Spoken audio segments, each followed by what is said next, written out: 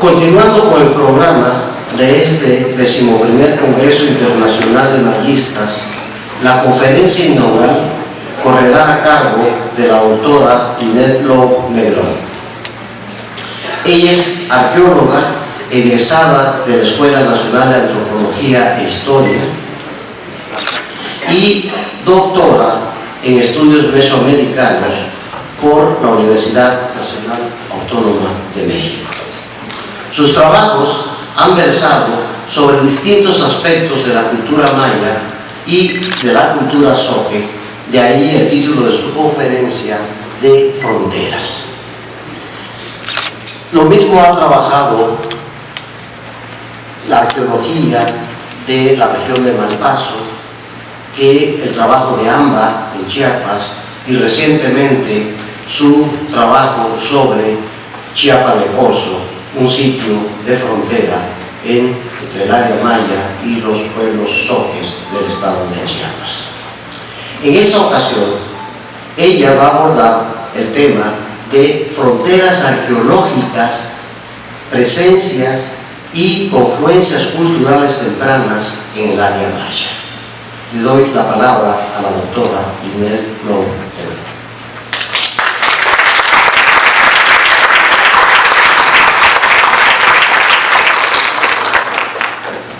Buenas tardes, gracias por estar aquí y acompañarnos en la elaboración de este congreso. Bien, desde sus inicios como una disciplina científica en la segunda mitad del siglo XIX, la arqueología maya ha brindado un constante aporte de evidencias materiales e interpretaciones fundamentales para el estudio de esta cultura, excepcional por sus alcances y su largo devenir histórico que llega hasta nuestros días. Como parte integral del área mesoamericana, cuyos pueblos compartieron una historia común, los mayas estuvieron en constante interacción con otras regiones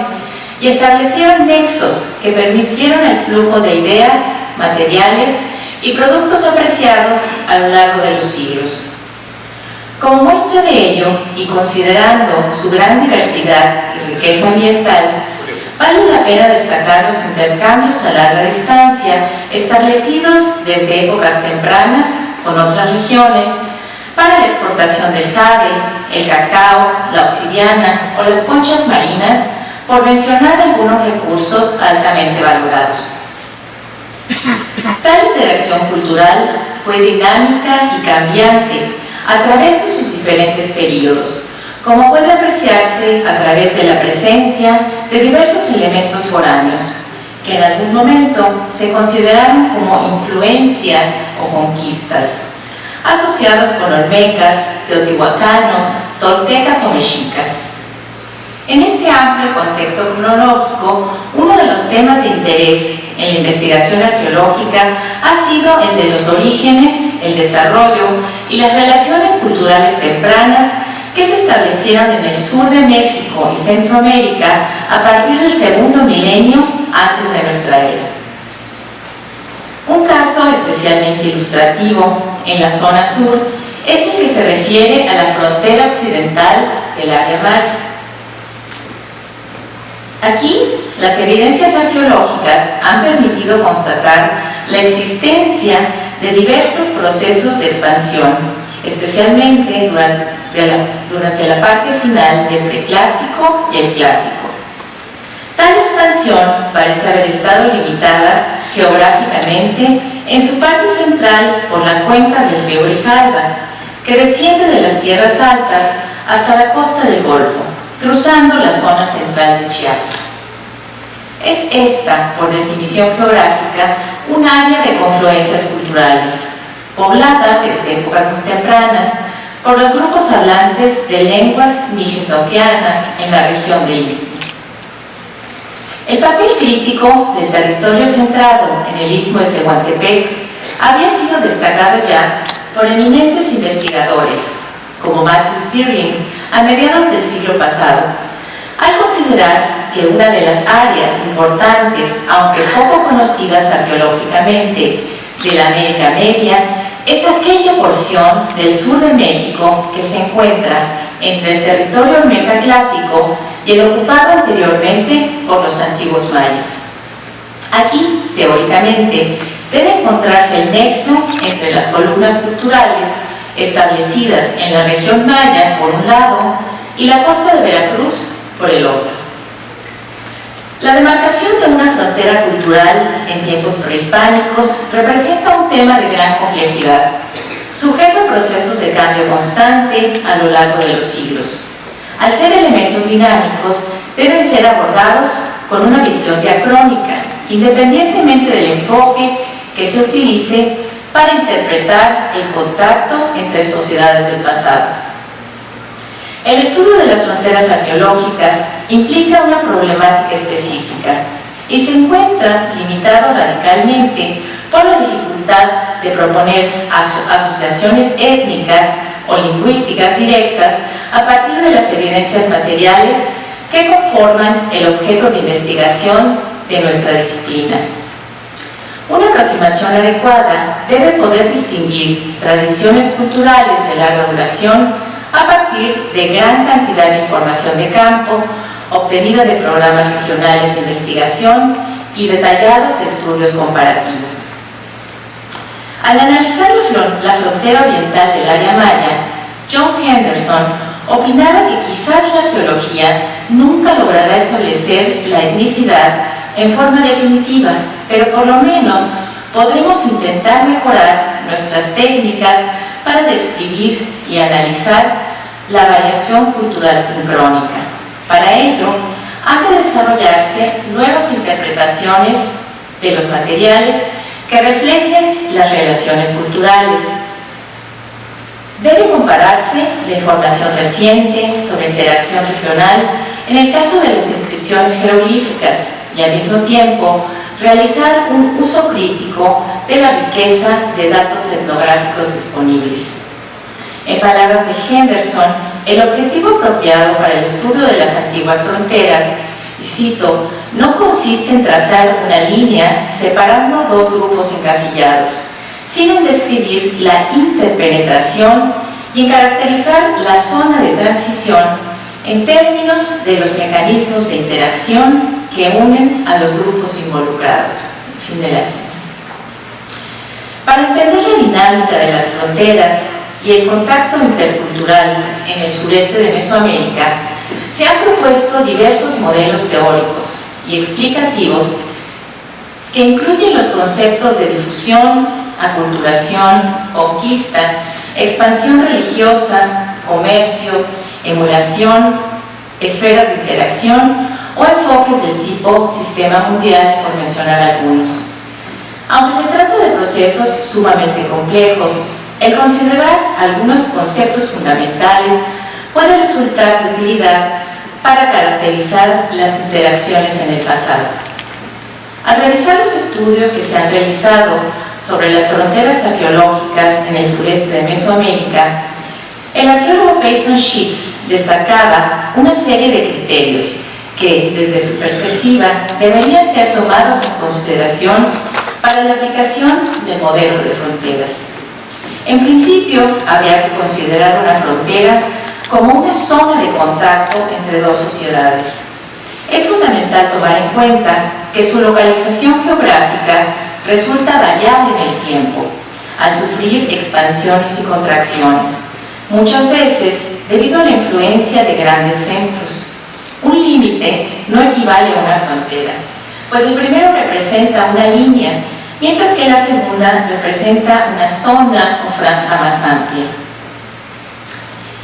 que usualmente es más dinámica e implica el contacto de al menos dos sociedades diferentes.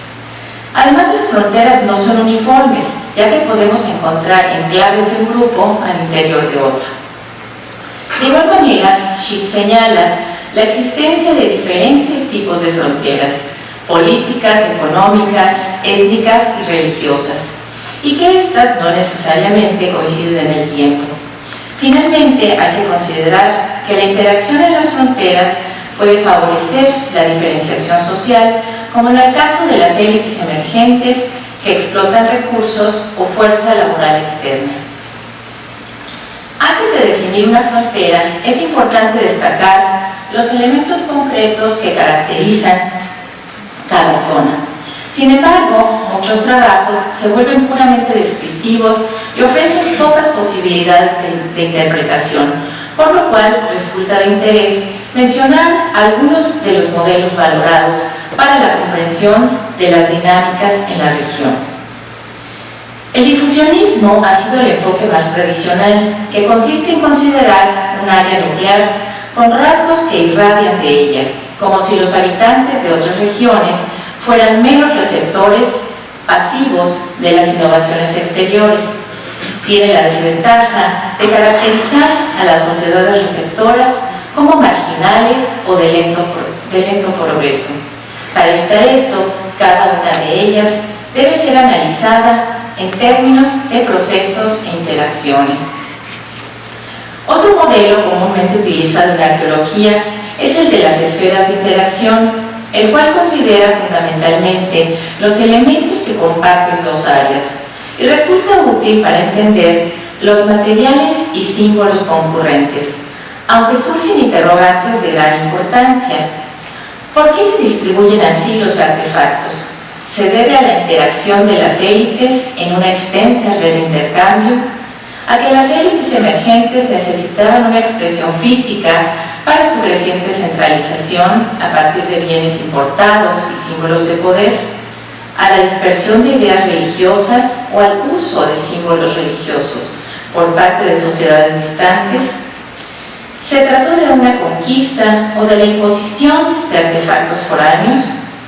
¿Estuvo involucrada la presencia de nuevas tecnologías? Resolver este tipo de cuestiones permitirá a las investigaciones avanzar del nivel descriptivo hacia la interpretación y la explicación del registro arqueológico. Por su parte, el modelo de aculturación implica que en el fenómeno analizado se presenta un proceso asimétrico. Cuando una sociedad es más poderosa e influyente y la otra cambia para parecerse a ella. Es notorio cuando las élites locales comienzan a adoptar símbolos de poder y riqueza foráneos. Sin embargo, siguiendo con la visión crítica de Sheets, debe considerarse con detenimiento el contexto y frecuencia de dichos bienes, como sucede con las figurillas de jade, que al interior de la sociedad olmeca eran símbolos de la élite, pero que en otros casos pueden implicar una actitud de resistencia o una reliquia o incluso otro contexto simbólico. La aculturación se asocia frecuentemente al intercambio, el cual debe ser analizado desde una perspectiva regional en conjunto con sus componentes políticos, sociales, económicos y religiosos. También suelen ser comunes los modelos económicos que implican una visión formalista, esto es, la toma de decisiones racionales e informadas por parte de un grupo en relación con el trabajo involucrado, las materias primas, el territorio y los alimentos, particularmente en momentos de escasez. No obstante, no debe olvidarse que el intercambio no es un proceso mecánico, sino que se ve envuelto en redes sociales, de parentesco, rituales, etc., tal como ha sido demostrado por numerosos trabajos etnográficos. De ahí la importancia de definir las zonas de interacción a través de sus afiliaciones, desde una perspectiva diacrónica, analítica y comparativa, que permitirá comprender mejor el cambio de las fronteras a través del tiempo. En este contexto, el estudio de la interacción en el occidente del área maya resulta una tarea compleja, como hemos mencionado. El área cultural del Istmo se ha asociado desde épocas tempranas con hablantes de la familia lingüística mijes-okeana, como se ha señalado. En específico, los grupos soques parecen haber ocupado originalmente un gran territorio que se extendía al menos desde el río Grijalva hasta el Océano Pacífico y cruzando el istmo de Tehuantepec al oeste y al norte hasta el Golfo de México. Las evidencias arqueológicas recuperadas en diversos sitios del occidente de Chiapas, como Mirador, San Isidro, Ocosocuautla o Chiapa de Corzo, han permitido caracterizar adecuadamente a los hombres prehispánicos y establecer sus diferencias con los vecinos zapotecas al poniente, con las culturas de Veracruz Central al noroeste y con los diversos grupos mayas ubicados al oriente. Como característica distintiva de su cultura material, destacaría, en primer lugar, la fundación de más de una docena de centros regionales planificados durante el formativo medio, que se identifican por la presencia de complejos de observación astronómica, asociados a grandes acrópolis. La arquitectura temprana estuvo marcada en gran medida por el uso de arcilla y adobe como materiales constructivos, que con el tiempo serían sustituidos por la piedra cortada. Muchos basamentos se caracterizaron por el uso de las esquinas remetidas, con plantas arquitectónicas en forma de T. Y ya en el clásico, los templos o palacios se distinguieron por accesos enmarcados con columnas, además de las canchas para el juego de pelota, asociadas a baños de vapor semisubterráneos, en conjunto con una larga tradición en el uso de la cerámica negra, entre otros elementos. Entre los rasgos distintivos que identifican a los centros preclásicos en las tierras bajas mayas se encuentran las obras públicas a gran escala, con arquitectura monumental, grandes templos y palacios, decorados con mascarones y relieves en estuco, pintura mural, los famosos grupos tipo E de orientación equinoccial y la presencia de calzadas, a lo cual se incorporaría más tarde el uso de la bóveda escalonada, monumentos con inscripciones de cuenta larga, textos jeroglíficos y la cerámica polícroma de la tradición Zacoltepeu. Sin embargo, como bien lo destacaba Robert Franz, no todos estos elementos se encuentran presentes en sitios importantes ubicados en algunas partes de la cuenca del Usumacinta y de la frontera noroccidental. Incluso Palenque, que representa una elaborada expresión de la tradición maya, es notoria la reducción de rasgos clásicos como la elección de estelas o las vajillas polícromas, por lo cual se considera que existen aspectos que deben ser estudiados tanto en un contexto local o regional como a una escala pan-maya o pan-mesoamericana. Una manera de acercarse a los procesos de interacción prehispánica es a través de proyectos regionales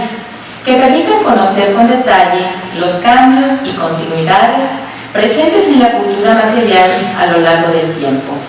además de un exhaustivo análisis comparativo extrarregional. La arquitectura y el patrón de asentamiento, los monumentos esculpidos, la cerámica y los artefactos,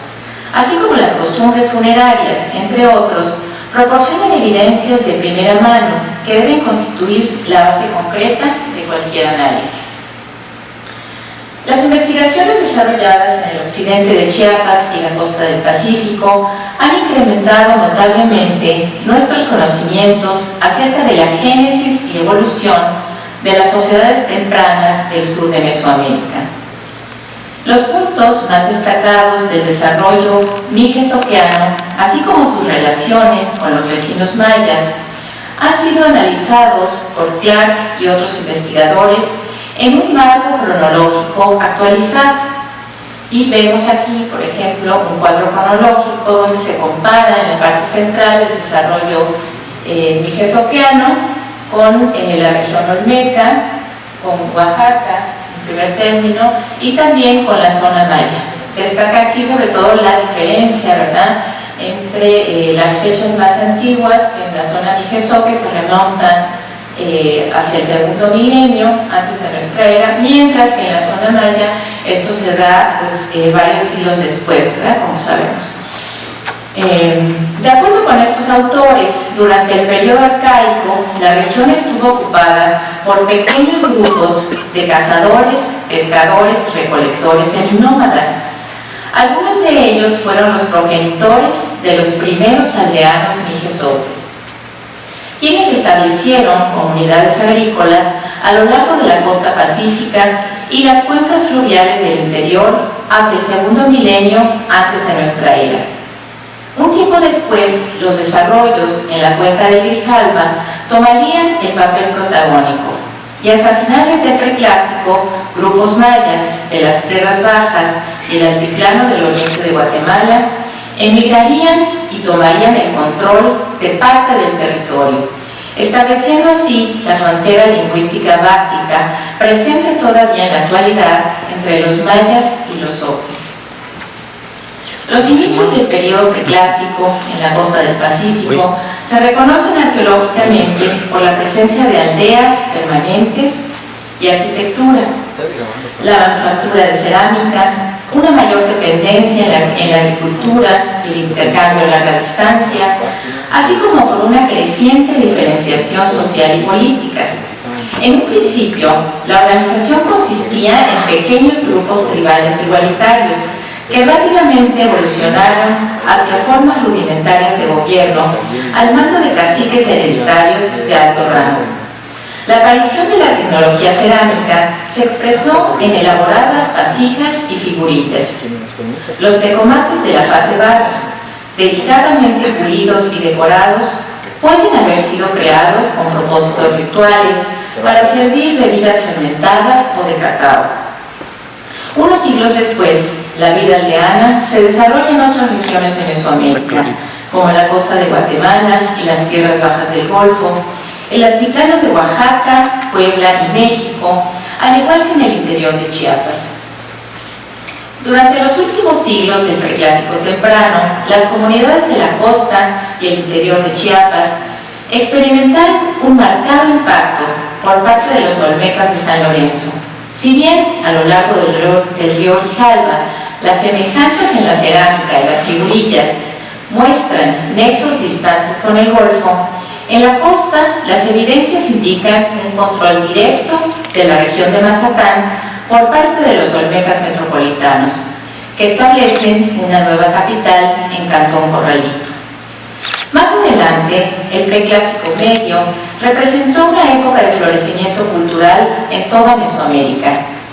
La Venta se había constituido como la nueva capital olmeca después de la caída de San Lorenzo, mostrando una ciudad planificada con grandes plataformas de arcilla, ofrendas de hachas y figurillas, así como esculturas en bajo relieve con diversas temáticas. El intercambio a larga distancia alcanza su auge, especialmente de jade y conchas espóndilos, y las estrechas semejanzas en cerámica, figurillas, ornamentos de jade, arquitectura y prácticas funerarias indican una relación cercana entre la Venta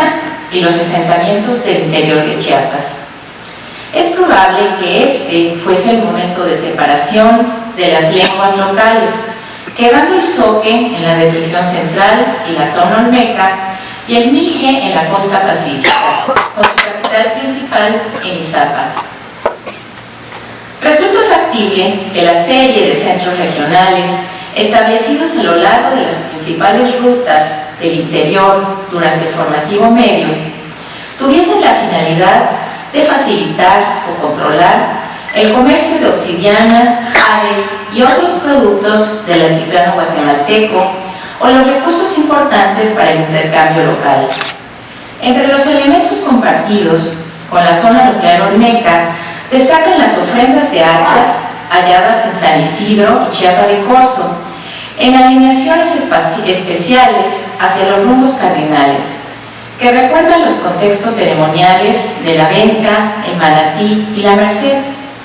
También se conocen algunos ejemplos de tumbas de dignatarios tempranos, tanto en Chiapa de Corzo como en La Libertad, que incluían ricos ajuares funerarios y la presencia de víctimas sacrificiales, lo cual parece demostrar el poder alcanzado por los gobernantes zoques de los pequeños reinos regionales. Para estos momentos, los mayas de tierras bajas han iniciado su acelerado proceso de expansión y desarrollo, que culminaría con la gran entidad política asentada en la cuenca del Mirador en Guatemala. Es importante señalar que uno de los ejemplos más tempranos de un conjunto de tipo E ha sido identificado en Ceibal, en plena zona del Petén, hacia el año 1000 antes de nuestra era, por parte de Takeshi Inomata y sus colaboradores, en asociación con diversos elementos rituales que apuntan hacia la costa del Golfo, indicando una compleja situación de confluencias culturales y nociones compartidas de nuevos órdenes sociales en la región. Como parte de sus conclusiones, consideran que, si bien no parece tratarse de una influencia unidireccional desde la venta hacia los inicios del formativo medio, las interacciones y la inspiración llegada desde la zona occidental resultaron fundamentales para los cambios sociales experimentados en las tierras bajas mayas. Sin lugar a dudas, los trabajos que se encuentra desarrollando actualmente el doctor Inomata en la planicie de Tabasco, en especial en el sitio Aguada Fénix, y de los cuales nos hablará en este mismo congreso en un par de días, aportarán mayores datos para la comprensión de estos procesos tempranos. Como se ha señalado al inicio, más allá del contacto que se da en las zonas fronterizas, la interacción cultural estuvo motivada también por relaciones de intercambio o tributo, incursiones bélicas o alianzas diplomáticas, entre otros mecanismos. Por supuesto, la evidencia más concreta de ello ha sido la presencia de piezas foráneas en la zona maya, que nos remiten a diversas regiones de Mesoamérica. Para el caso específico del Olmeca, podemos señalar, por ejemplo, el pendiente de jade hallado en la isla de Cozumel por Rache y sus colegas en un contexto fechado hacia finales del periodo clásico. Por ello, consideraban que podría tratarse de una reliquia conservada a lo largo de muchas generaciones, procedente de la costa del Golfo y llegada a la costa oriental como parte de una importante ruta comercial marítima de larga distancia. Otro ejemplar menos conocido sería la figurilla olmeca recuperada por Teobert Mahler en Cibalchen, en la región de los Chenes de Campeche, en 1887. La pieza fue obsequiada por el propio explorador a don Pedro de Regil y Peón, cuya nieta la otorgó en préstamo al Museo Peabody en los años 60 del siglo pasado, aunque se desconoce su paradero actual. Se trata de una pieza singular, no solamente por su contexto de hallazgo en la península de Yucatán, sino por ser una representación del hombre jaguar, típica de la iconografía olmeca del formativo medio, elaborada en serpentina de una excelente factura, con rostro humano y el cuerpo recostado del felino. Como explicaciones factibles de su hallazgo en el ámbito peninsular, Metcalf y Flannery pensaban que pudiese haber llegado como un objeto de intercambio procedente de las cercanas provincias de Tabasco o Veracruz, o bien contemplaban la posibilidad de la existencia de sitios del formativo medio en Campeche, que podrían haber incluido ocasionalmente esculturas en estilo olmeca como parte de su inventario material, lo cual representaría un dato de gran relevancia para la discusión de alguna eventual influencia olmeca en los inicios de la civilización maya. Asimismo, debemos mencionar la excepcional ofrenda de jades de Chaxinquín, Yucatán, reportada por Willis Andrews V en los 80s.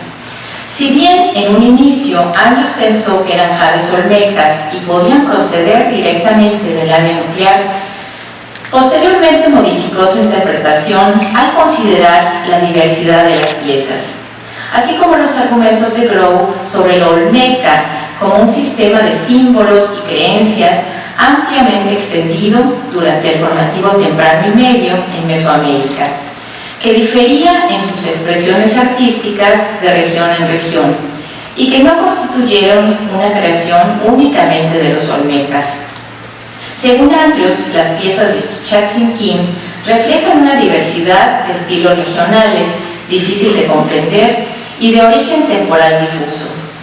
La colección de 39 objetos, recuperada por un habitante de la localidad, incluía pendientes en forma de concha, cucharillas de diversas formas, placas, cuentas y pequeñas tallas zoomorfas o antropomorfas, que no tenían equivalentes exactos en la zona olmeca y parecían proceder de diversas regiones. Algunos se asociaban al estilo de tallas de Costa Rica, como el dios Ave. Otros eran similares a los hallados en Honduras, el altiplano guatemalteco, el norte de América Central, Chiapas o Puebla, mientras que algunos más no tenían correspondencias conocidas.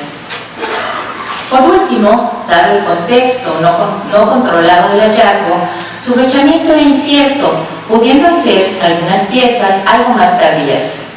En síntesis, estos jades parecen haber llegado a las tierras bajas del norte durante el formativo, y antes de finalizar el periodo fueron depositados como parte de una ofrenda o un entierro, donde permanecieron por un milenio, siendo quizás redepositados durante el Clásico. En su mayor parte fueron utilizados como ornamentos, como lo indicarían los agujeros de suspensión, y pueden haber sido obtenidos a lo largo de muchos años por una persona de considerables recursos. Para Andrews, la capacidad de conjuntar y disponer de una colección tal señalaría una creciente diferenciación social y económica al interior de la sociedad maya del formativo en el centro de Yucatán. Adicionalmente, esta ofrenda mostraría los contactos establecidos entre las tierras bajas y otras regiones vecinas, indicando que los mayas del norte participaban de un amplio sistema ritual mesoamericano que impulsó su desarrollo más allá del nivel aldeano. A la fecha, el avance de las investigaciones arqueológicas en el norte de la península de Yucatán ha demostrado una sustancial ocupación de la región durante el formativo medio y ha motivado, en opinión del arqueólogo Fernando Robles, el surgimiento de un nuevo paradigma en cuanto al momento de formación de las primeras sociedades complejas en el noroeste de Yucatán, que se dio en forma simultánea a otras regiones de Mesoamérica y cuyas primeras entidades contaban con sedes políticas coetáneas a la venta y Nacbe, como sería el caso de Xtobó, Xochnaque o Poxilar. Algunos de estos centros tempranos se caracterizan por su arquitectura monumental, con presencia de acrópolis, calzadas y canchas de juego de pelota, organizados de acuerdo a una jerarquía de rangos, en conjunto con una amplia distribución de la cerámica monócroma cerosa del tipo Navaché temprano. A esta misma época corresponden otros hallazgos más recientes de jades de estilo olmeca, como aquellos procedentes de Poxilá o Titicali. De acuerdo con la interpretación de Robles, tales ofrendas podrían indicar que fueron los líderes mayas de la fértil región de la base de la Sierrita del Cuc quienes importaron la parafernalia ritual olmeca con la finalidad de apropiarse de un medio simbólico capaz de respaldar su autoridad dominante. Por ello, considera que los jades debieron llegar desde el territorio olmeca en algún momento del horizonte navaché temprano e implicaría que los mayas del noroeste de Yucatán ya viajarían con relativa frecuencia al territorio olmeca del Golfo para traer no solo la prestigiosa joyería de jade, sino también navajas de obsidiana gris, metates y hachas de basalto,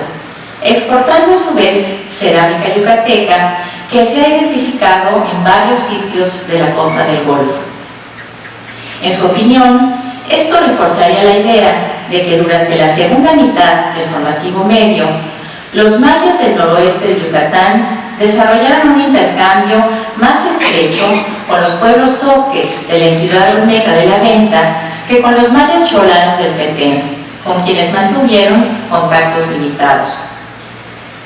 Estos ejemplos, centrados en épocas tempranas, constituyen una somera muestra de las presencias, confluencias e interacciones culturales sostenidas en el área maya, y que solamente con el avance de las investigaciones podremos ir trazando con todas sus complejidades para lograr un mejor conocimiento de la historia prehispánica de esta importante región.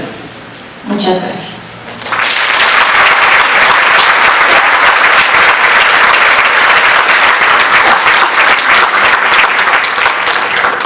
agradecemos a la doctora Ninel Lowe, investigadora del Centro de Estudios Mayas,